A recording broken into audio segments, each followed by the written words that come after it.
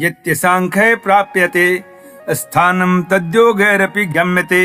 एकम साख्यम च योगम च यह पश्यति सह पश्यति। ज्ञान योगियों द्वारा जो परम धाम प्राप्त किया जाता है, कर्मयोगियों द्वारा भी वही प्राप्त किया जाता है। इसलिए जो पुरुष ज्ञान योग और कर्म योग को फलस्वरूप में एक देखता है, वही यथार्थ देखता है। संन्यासस्तु महाबाहो दुःखमाप्तो योगतः योग युक्तो मुनिर्ब्रह्म न धीरेण धिगच्छति। परंतु हे अर्जुन, कर्मयोग के बिना होने वाले संन्यास अर्थात मन, इंद्रिय और शरीर द्वारा होने वाले संपूर्ण कर्मों में कर्तापन का त्याग प्राप्त होना कठिन है और भगवत स्वरूप को मनन करने वाला कर्मयोगी परब्रह्म परमात्मा को शीघ्र ही प्राप्त हो जाता है। योग युक्तो विशुद्धात्मा विजितात्मा जितेन्द्रियः सर्वभूतात्म भूतात्मा कुर्वन्नपि न लिप्यते।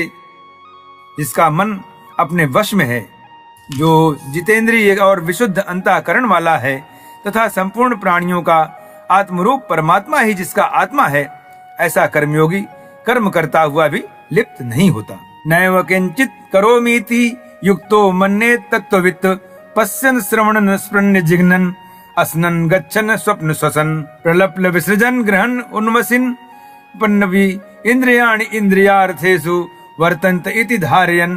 तत्व को जानने वाला सांख्य योगी तो देखता हुआ, सुनता हुआ, स्पर्श करता हुआ, सूंघता हुआ, भोजन करता हुआ, गमन करता हुआ, सोता हुआ, श्वास लेता हुआ, बोलता हुआ, त्यागता हुआ, ग्रहण करता हुआ तथा आंखों को खोलता और मूंदता हुआ भी सब इंद्रियां अपने अपने अर्थों में बरत रही हैं। इस प्रकार समझकर निसंदेह ऐसा माने कि मैं कुछ भी नहीं करता हूँ। ब्राह्मणाध्याय कर्माणि संगम त्यक्ता करोति यः लिप्यते न सर्व पापेन पद्म पत्र विभांसा। जो पुरुष सब कर्मों को परमात्मा में अर्पण करके और आसक्ति को त्याग कर कर्म करता है, वह पुरुष जल से कमल के पत्ते की भांति पाप से लिप्त नहीं होता। जो पुरुष सब कर्मों को परमात्मा में अर्पण करके और आसक्ति को त्याग कर्म करता है, वह पुरुष जल से कमल के पत्ते की भांति पाप से लिप्त नहीं होता।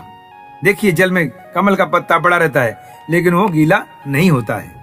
पानी उस पर कई बार भी आएगा, चढ़ेगा, निकल जाएगा, लेकिन वो पत्ता सूखा हुआ ही रहता है। कायेन मनसा बुद्ध्या कैवलैर इंद्रियैरपि योगिनः कर्म कुर्वन्ति संग त्यक्त्वात्म शुद्धये। कर्म योगी ममत्व बुद्धि रहित केवल इंद्रिय, मन, बुद्धि और शरीर द्वारा भी आसक्ति को त्याग कर अंतःकरण की शुद्धि के लिए ही कर्म करते हैं।